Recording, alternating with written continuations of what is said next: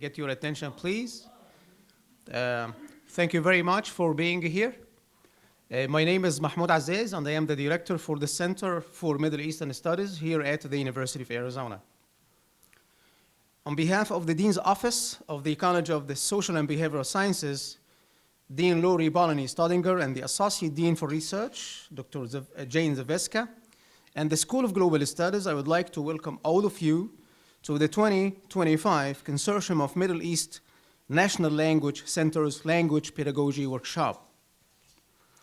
Let me start off by thanking the CMS staff, Julie, Janessa, and Thomas, for the great work behind the scenes for making this event happen. So thank you, Julie, and your team. Yeah. I think as some of you know already, this event is organized by the CMES once every grant cycle, which is 4 years, in collaboration with other Middle East National Resource Centers to provide a platform for researchers and instructors to present their innovative work on Middle East language pedagogy. This time, CMES is pleased to collaborate with a good number of centers in the organization of this event. We are collaborating with UT Austin, University of Texas at Austin's Center for Middle East Studies, the University of Indiana Center for the Study of the Middle East, Georgetown University Center for Contemporary Arab Studies, the University of Michigan Center for Middle East Studies and North African Studies, and the State University of New York at Binghamton Center for Middle East and North African Studies. This is along with the Center for Educational Resources in Cultural, Language, and Literacy here at the University of Arizona. The theme for this year's workshop is Artificial Intelligence and Online and Technology Tools in Middle East Language Pedagogy, Opportunities, Challenges, and Risks. We are excited to have such a distinguished group of presenters, panelists, and participants joining us for this workshop. I would like to thank the review committee for the abstract submissions for the event. I would like to thank Dr. Iman Saada from Illinois Urbana-Champaign, Dr. Mohammed Al-Ahmed from Georgetown University, and Ahmed Uqal from the University of Arizona for their help with the review process. Over the course of our 2 in-person days, we have curated an engaging and thought-provoking program. These days will feature a keynote address, 2 key expert panels, and a workshop, all designed to foster collaboration and stimulate insightful discussions and advance knowledge in our field. To conclude the in-person portion of the event, we will have a second keynote speaker who will provide valuable insights as we reflect on the key learnings from the event. In addition, we are also offering a 3rd virtual day that will showcase 3 informative and diverse panels. I got to know today we have 100 people registered already to attend the online one. This virtual day will allow broader participation and give us the opportunity to continue our conversation and deepen our understandings. We are grateful for the participation, expertise, and commitment of all of you for making this event a success. In particular, we are grateful for Dr. Godwin Jones and Dr. Sayed Sabri for accepting our invitations to give the keynotes, and also for Dr. John Reinhardt in the English department for leading a workshop on gaming in L2 learning. Whether you are presenting or attending, we hope you find this experience both inspiring and rewarding. Thank you for being part of this exciting event, and we look forward to seeing you tomorrow also. Now it's my distinguished honor and pleasure to introduce our first keynote speaker, Dr. Robert Godwin Jones, Professor of German Studies at Virginia Commonwealth University. Robert, thank you very much for accepting our invitation. Dr. Godwin Jones has been at Virginia Commonwealth University since 1979. He received his BA at Franklin and Marshall College in Lancaster, Pennsylvania, majoring in French and German. After that, he received his MA in Comparative Literature, German, French, and English, and received his doctoral degree at the University of Illinois Urbana-Champaign. Dr. Godwin Jones, as some of you already know, is a very popular and productive scholar in technology and language learning. From 2015 to now, a period of almost 10 years, He has published close to 30 articles and book chapters in that time frame. These came out in very popular venues, including Language Learning and Technology, Innovative Language Pedagogy Report, Languages and International Studies, Intercultural Communication Studies, Education, Technology, and Society. This is in addition to contributions in a good number of edited volumes on the same topics. Dr. Goodwin Jones was also featured as an invited speaker nationally and internationally at the University of Virginia, the Hong Kong Continuing Professional Development Hub, also at the University of Taiwan, UC Berkeley, University of Illinois Urbana-Champaign, and Michigan State University. He was also featured in Calico, in the Calico Conference, which is the Computer-Assisted Language Instruction Consortium, which is a leading international research organization in the field of computer-assisted language learning, as many of us in the room already know. Dr. Godwin Jones is also an active member of the Delta Phi Alpha German Honorary Society, also a member of the Modern Language Association, the Northern Wisconsin Council for Foreign Languages, the American Association of Teachers of German, and the American Associations of Teachers of French, and the Foreign Language Association of Virginia. There is no question that the multifaceted role of AI, artificial intelligence, will continue to shape the outcomes and the discourse of language pedagogy for decades to come. This multifaceted role has gained momentum recently, as we all know, but at the same time, it has raised some legitimate questions about authenticity and biases. Focusing on AI chatbots, Dr. Goodwin Jones, in his talk today, is going to help us to understand how to wisely use AI tools. Dr. Godwin Jones' title today is Linguistic and Cultural Authenticity or Inauthenticity in AI, Artificial Intelligence, Chat, Consequences for Language Learning. Please join me in welcoming Dr. Godwin Jones.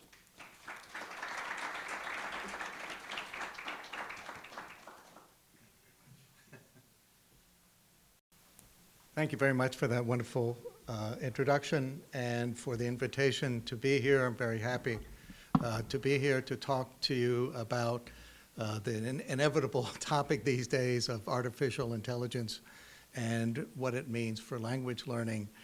And I appreciate you being here rather than watching the women's Final Four tonight. So I'm afraid mine will be a little less exciting than if you were watching that game.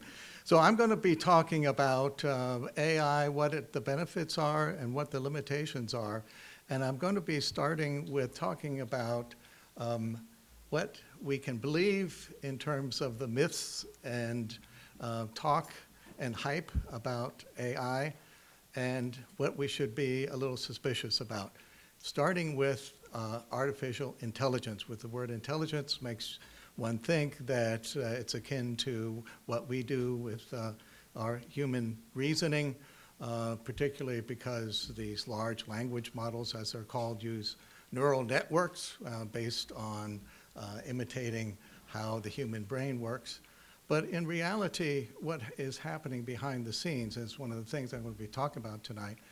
What's happening behind the scenes is that these large language models are putting together in a very elegant way the training data that has been used to develop these large language models.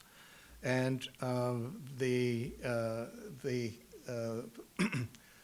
quote here illuminates, I think, what these large language models are doing.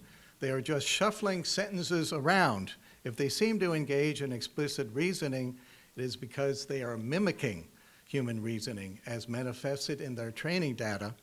They have a super mind without a mind, a penthouse without the lower floors. And the author actually provides a sketch of that penthouse floating in space with nothing underneath. Here's another take on artificial intelligence, the term, by a very well-known AI researcher, Emily Bender, who suggests we shouldn't use this term. She prefers something that was suggested by a former member of the Italian parliament.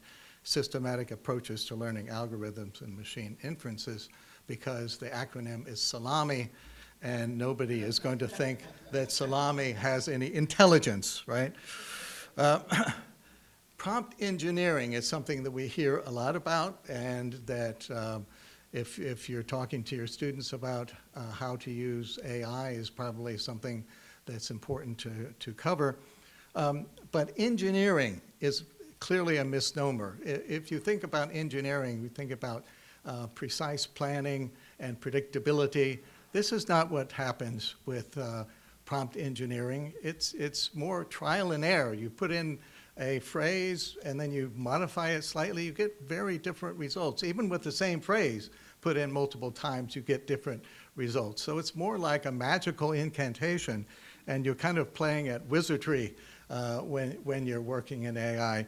And that image there reminds me of a video, that interview with a linguistic wizard, Noam Chomsky, who was asked, what does generative AI tell us about human language? And his answer was nothing. And of course, he is not happy with the fact that AI can produce human language very well without any innate human ability that is the basis of his linguistic system.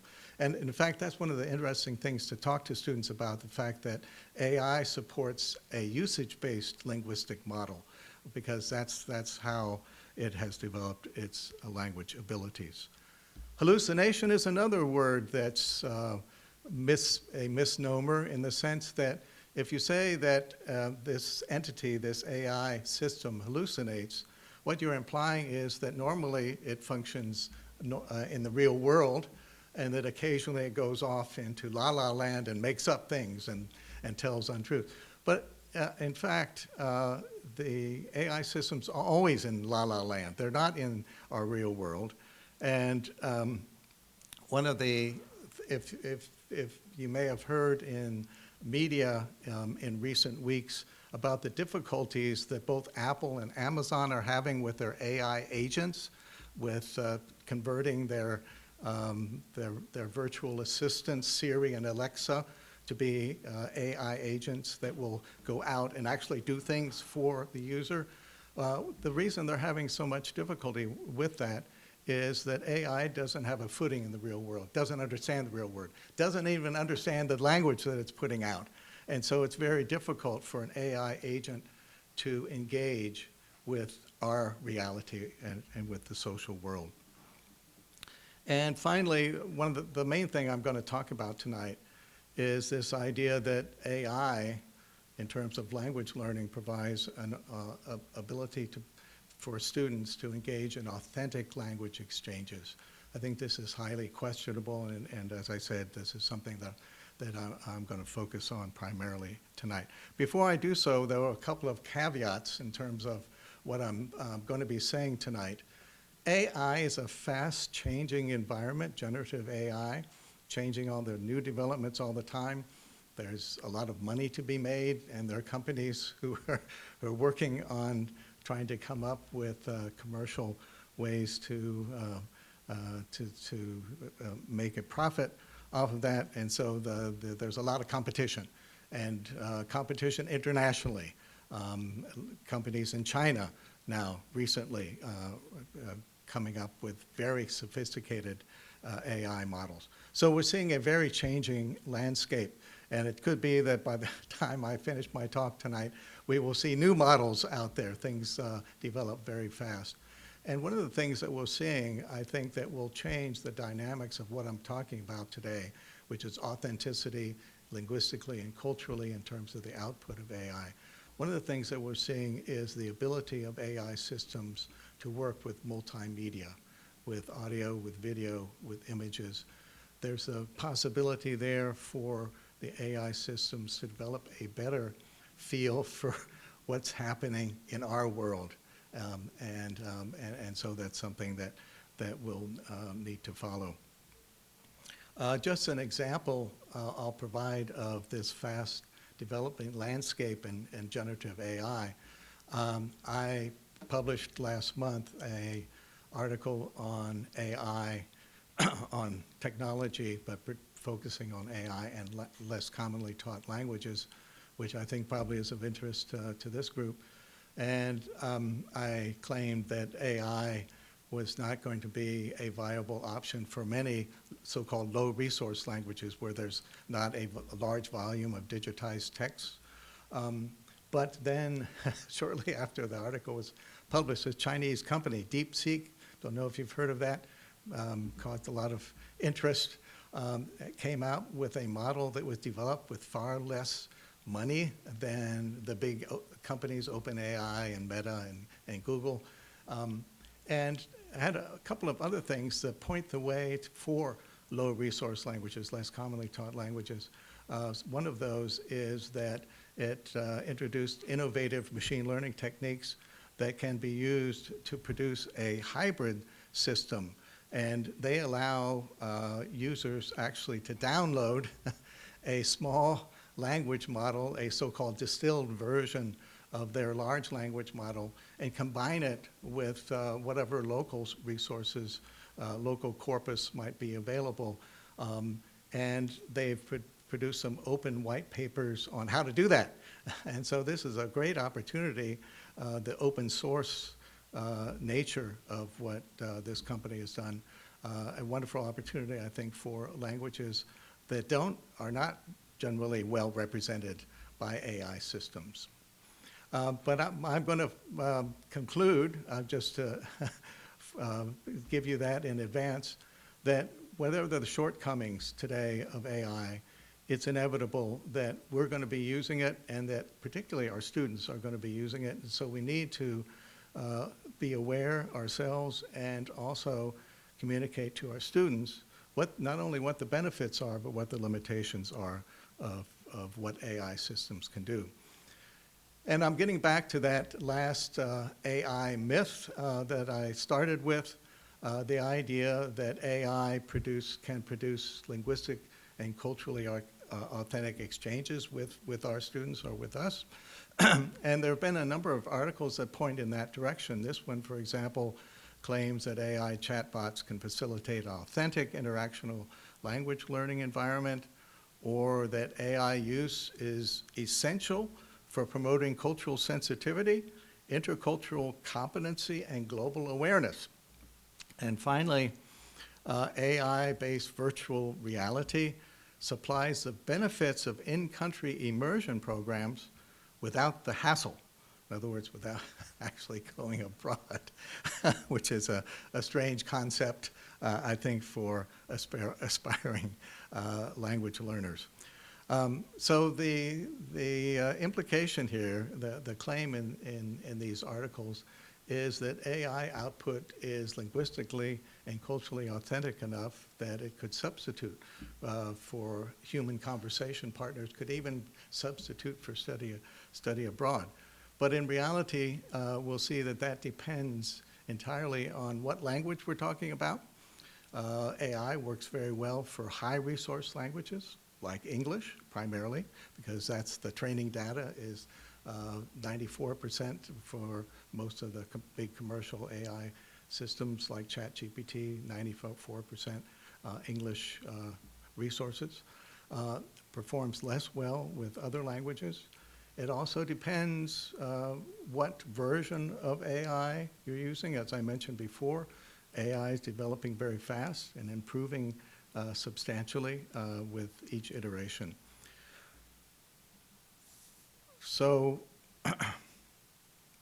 why is it important to analyze the authenticity, the linguistic and cultural authenticity of AI? In other words, its pragmatic abilities, its ability to understand and output language that aligns with social norms, with expectations of speakers of that language in terms of satisfying not only grammatical correctness, but more importantly, societal and cultural manifestations through language.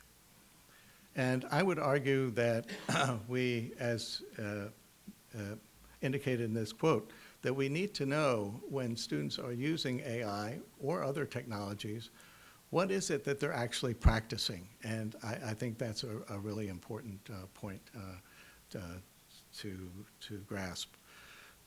And I think given the fact that AI is not just something used in education, but is becoming pervasive across all aspects of society today, that we need to understand what it is that these large language models are doing behind the scenes. Because AI is becoming not just a language tutor, but a life companion, a life coach. You may have seen this article recently in the New York Times about a woman who's in love with ChatGPT. Very strange notion here. She spends a lot of time with AI. It's her boyfriend, advice and consolation she gets. And yes, they do have sex. I don't know exactly how that works, and I don't know that I want to envision that. So understanding what a large language model is doing, I think, is something that we need to learn, and we need to transmit to our students. We need to make sure that students understand that these systems can do a lot, and they're amazing in what they can generate, but they have severe limitations. If you think about how a system like ChatGPT operates, one would expect it to be very helpful to us as users. The first prompt is, "Can I help you?" And it's designed by its programmers and through the reinforcement training with human feedback, it's designed to be helpful to users. And in fact, on the surface level, it's very polite. It knows the politeness formulas to use. It's in fact often overly polite, but it certainly has that veneer of compatibility with human beings. But studies that have looked closely at how AI output aligns with pragmatic language use have shown severe limitations. And as I said before, this depends to a large extent on the language. And I'm going to give you an example from my own experience. Last year, I was in Vietnam giving workshops. I was a English language specialist from the State Department used to have, probably is gone now, a public diplomacy initiative. And in this case, I was doing workshops for English teachers on AI. And they put me up, the State Department did, in a 4-star hotel in Hanoi. And for breakfast, they had a wonderful mix of Asian and Western foods. And I was standing in line at the grill station where you could get your omelet made or a stir fry. And there was an American tourist in front of me. And I had an interesting experience there that I thought afterwards, well, I'm going to put that in ChatGPT. Because I thought from a pragmatic and cultural perspective, it was very interesting. And I wanted to see what ChatGPT thought of it. So what happened was this tourist in front of me saw at the grill station that there was a plate already available of fried eggs that were fried over hard, with the yolks not runny. And he said to the cook, "I would like eggs over easy," in other words, with runny yolks. The cook did not respond. Most likely the cook didn't understand what the tourist wanted. The tourist repeated the question. The cook still did not respond. So at that point, the tourist said, "Okay, I'll come back later, thank you." And he started to walk away, and then he turned back and said to the cook, "I said thank you." Okay? So that was the incident that actually happened. And so I wrote this up as a prompt to ChatGPT, and I said, why did the tourist make that last statement? And here is what ChatGPT responded. "The tourist likely made that last statement, 'I said thank you,' as a polite way of expressing gratitude and acknowledging the cook, even though there was no verbal response from the cook. In some cultures, including American culture, expressing gratitude is considered polite and is a social norm. The tourist may have wanted to convey that he appreciated the cook's efforts or wanted to ensure that his gratitude was acknowledged, even if the cook did not respond verbally. It's a common social convention to say thank you after making a request or receiving assistance.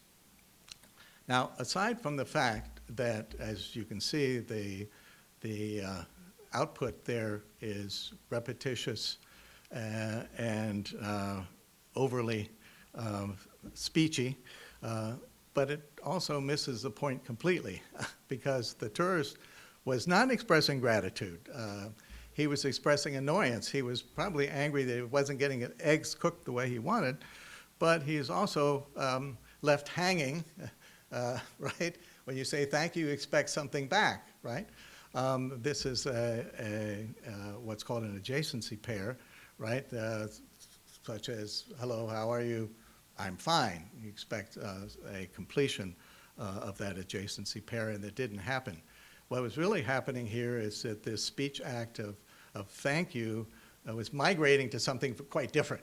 He was complaining or maybe taking leave of it. So the inferred meaning of the thank you here at the end was clearly missed by ChatGPT. The other aspect of this that I thought interesting when I experienced it was the cross-cultural characterization of the encounter, because it was clear to me that the cook was having linguistic problems. His English probably was quite basic, and that there was a cultural issue. Over easy in an American context is absolutely clear. Over easy, over medium, over hard, sunny side up. These are not universal concepts, and so this is probably not something that the Vietnamese cook understood. It's also the case that speech acts, like thanking, are carried out in different ways, linguistically and non-verbally in different cultures, right? And that didn't come into play. I have two daughters-in-law from China. Both of my sons married Chinese women. And so we've been to China quite a few times. And I've learned that, for example, thanking is very different in Chinese culture than it is in American culture, and that thank yous are not so common within, for example, within a family. My wife always reminds my grandchildren, if she does something for them, say thank you. In a Chinese family, that's considered inappropriate because it creates a barrier. So speech acts are vary across cultures. That's not something that came out. This is a real problem with AI systems, this homogenization of cultural performance, for example, in terms of speech acts. As I mentioned, the output is verbose, repetitious, does the same thing over and over again, and that is in part because it's been trained to do that. It's always is going to give some response to the user. There's never going to be silence as an option, whereas in real life, in certain cultures, certainly that might be an option. The interpersonal dynamic here that characterizes real human encounters is obviously missing. One of the things obviously that's missing is the nonverbal aspect. We communicate a lot through body language, through facial expressions, through paralanguage. And here I tried to put in the emphasis of the tourist, I said, by capitalizing the word said. I don't think that ChatGPT picked up on that. But I was there and I heard the tone of voice and I knew that what that meant. It didn't mean gratitude that he was expressing. The bottom line here is that in human conversation, we rely on common ground. That is to say, the cultural behaviors and norms that we are socialized into by living in human society, first in our family and school life and work life. We develop these pragmatic abilities in terms of what's appropriate to use, but we also develop the ability to read the other person, right? Which is very important. We look at cues and clues for how that person is responding to what we said. We're looking at that not only in the verbal language, but also in the nonverbal reactions of that person obviously something that's not available when you're chatting with a AI bot, right? So AI in studies that have been done, and in my own experience with working with AI, AI is pretty good at knowing the basic linguistic forms to use in most contexts. In other words, in what's called pragmalinguistics, so politeness formulas, for example. It can figure out basically what's appropriate to use. The difficulty comes in socio-pragmatics, that is to say, applying that language and that pragmatic ability to a specific context. And this is particularly a problem for low-resource languages, where there hasn't been enough training data that will inform the AI system about what the appropriate behavior, what the verbal behavior would be in particular contexts. And just as an example there, point to this study that I have at the bottom, Naus and et al. From a couple of years ago, that looked at AI performance in Arabic and used a prompt that had a very interesting result. It asked ChatGPT to suggest some activities after Islamic prayer for a group after prayer. And one of the things that was suggested was going out to a bar to have a drink. Obviously, there is some problem there. That same study showed that in storytelling, and that's one of the things that I think a lot of language teachers are using AI for, to create a story. In storytelling, AI, ChatGPT in this case, when it was an Arabic name, the characters in the story had kind of negative characteristics. If it was an Anglo name, rather positive characteristics. And other studies have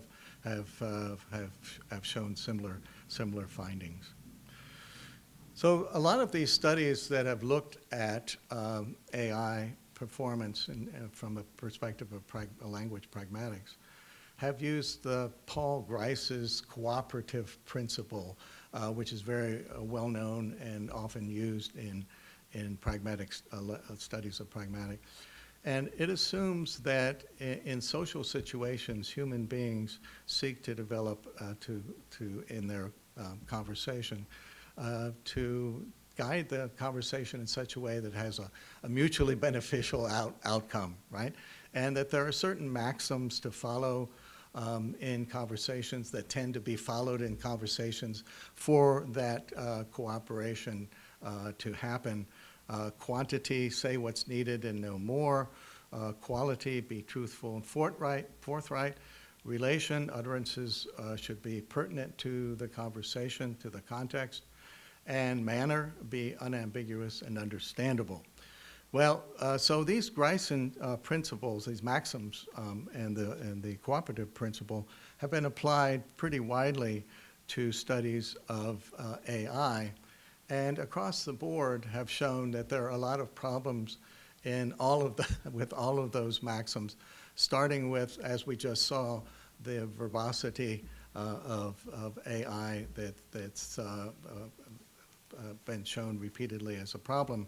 But also in terms of truthfulness, this hallucination that I was talking about earlier is clearly not something that aligns with pragmatic abilities. And a number of studies have also looked at speech act theory, looked at AI output from that perspective, and have shown there as well that there are particular problems with AI, as I just demonstrated in terms of the cook in Vietnam. And one of the main things that have been studied is the ability of AI to understand implied language.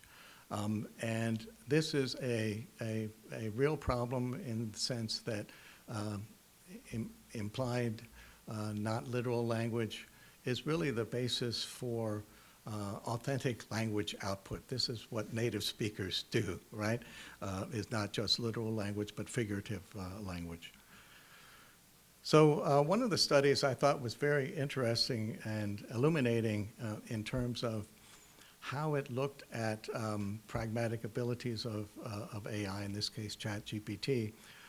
It found that there were a lot of issues there with pragmatic output, but it did a secondary study in which the AI system, ChatGPT, was given additional hints that the human raters were not given. So in this case, ChatGPT was told, for example, to write the conversation as if you feel annoyed and your roommate feels apologetic. So in other words, AI was told how to feel because AI has no feelings, right? Has no human emotions. One of the problems with, in fact, that has been shown in studies of pragmatics for AI, one of the problems is that the training data that's been fed into AI contains a lot of the discourse completion tasks and scenarios that have been used over the years in studying pragmatics. And so in a way, ChatGPT is cheating. The answers are in the training data. One of the interesting aspects of AI from a perspective of language learning in terms of its language output is that studies have shown that it's really close to, in terms of the experience of chatting with the AI chatbot, it's more similar to chatting with someone from a different culture who doesn't share your language. So to lingua franca exchanges, for example, because there basically, if you have two native speakers, you have a lot of commonalities, right, in terms of social background, in terms of values, in terms of cultural information.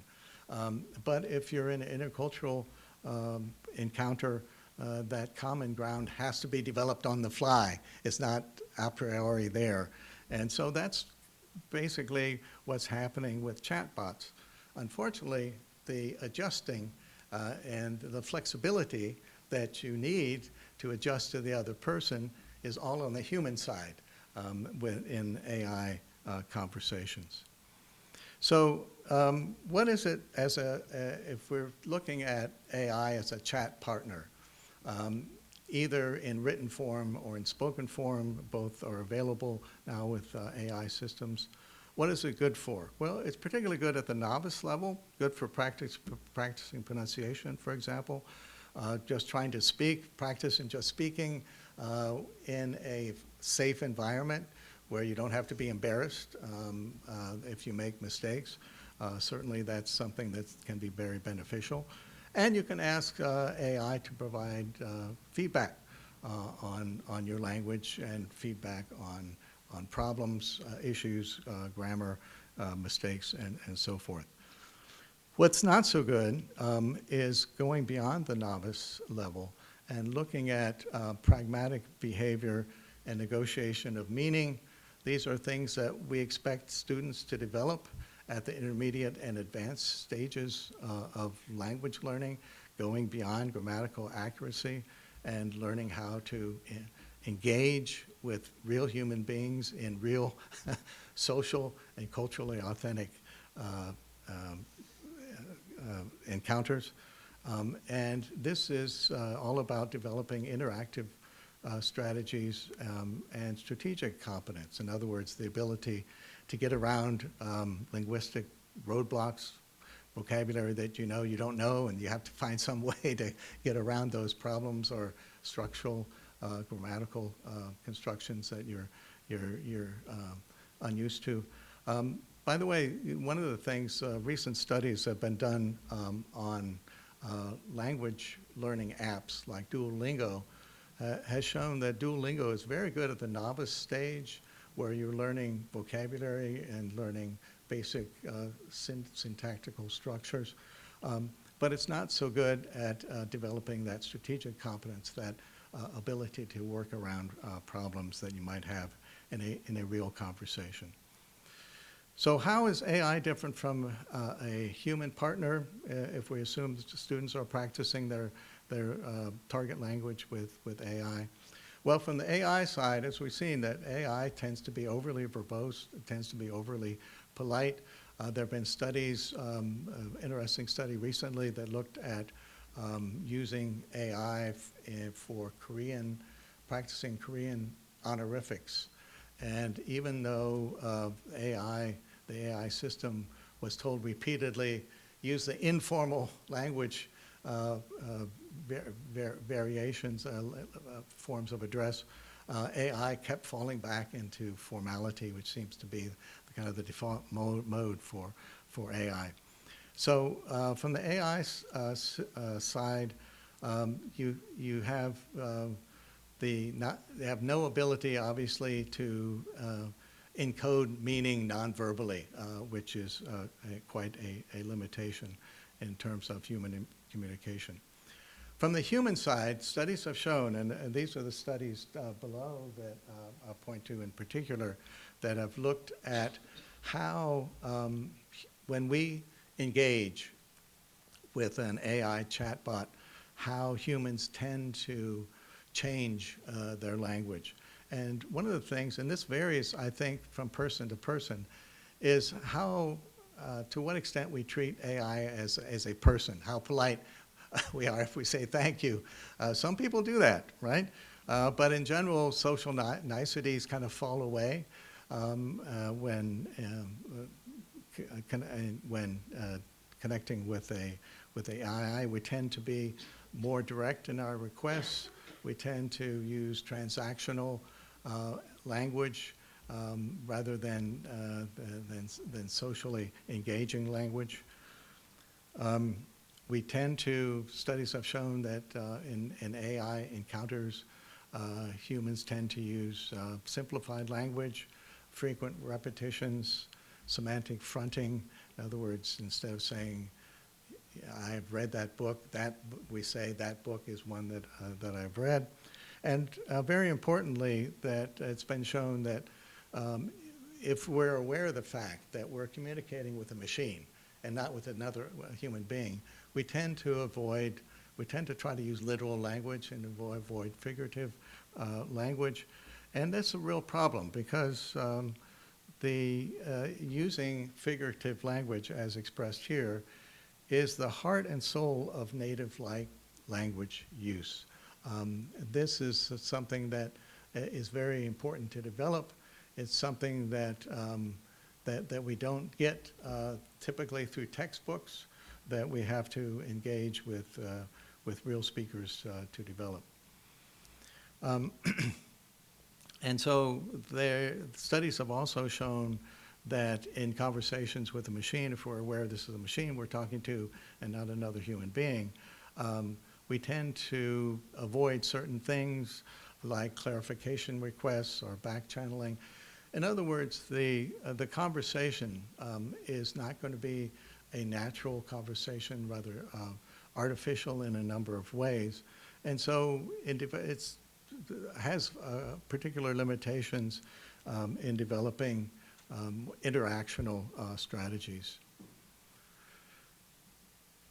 So what are the possible benefits that we get from AI dialogues, what students get? Well, one of the things that's interesting, that's been pointed out, is that this might be a good way to prepare for intercultural encounters because it's very similar to that, as I just mentioned. It's also something that can reduce foreign language anxiety and may increase the willingness to communicate because we have a very patient conversation partner that is going to not embarrass us at all, and there are no real-life consequences for no loss of face in talking with the machine, as opposed to maybe making mistakes when talking to a fellow human being. So what are some issues in substituting AI chatbots for humans, coming back to this issue of linguistic and cultural authenticity.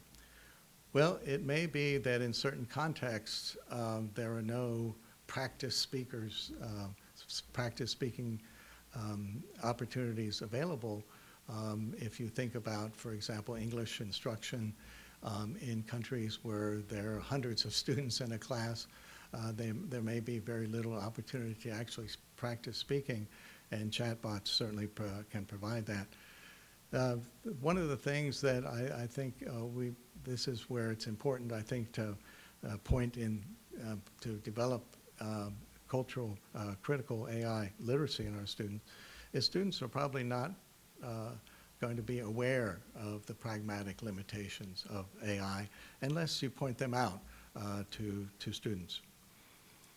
One of the other issues, I think, with AI chatbots is the tone in which output is given an AI, as if it's authentic, as if this is objective information that's being supplied.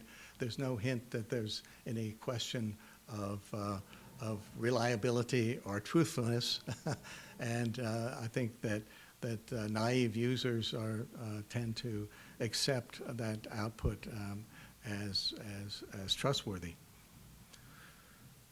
And as I mentioned before, one of the problems with the AI systems is low resource languages are not going to be the cultural values, and a lot of the linguistic features of those languages are not going to be reflected in the ability of AI to output in that language. So to end up here, I'm coming back to where I began with talking about the myths of AI. And I always, when I talk to teachers about using AI, emphasize that point of developing early on critical AI literacy by demonstrating some of the issues of using AI, what it can do, but also what it can't do, where it has problems. And particularly if you're dealing with a pluricentric language like Arabic, where you have a lot of variations of the language, or Spanish is another case. There you have a lot of issues, obviously, with AI output that need to be taken into consideration. And it's an opportunity, I think, for teachers to talk to students about language variation, about pragmatics, about the importance of pragmatics, and about how you develop that, and how important it is to be able to use language in socially acceptable ways. And that's more important than grammatical accuracy in a lot of contexts. So I would emphasize that for our learners, especially for learners beyond the novice levels, I think some of those considerations in terms of AI limitations need to be pointed out, and a good way to do that is just to demonstrate some of those and have class discussions on what the implications are. And with that, I would be happy to take any questions or comments that you have.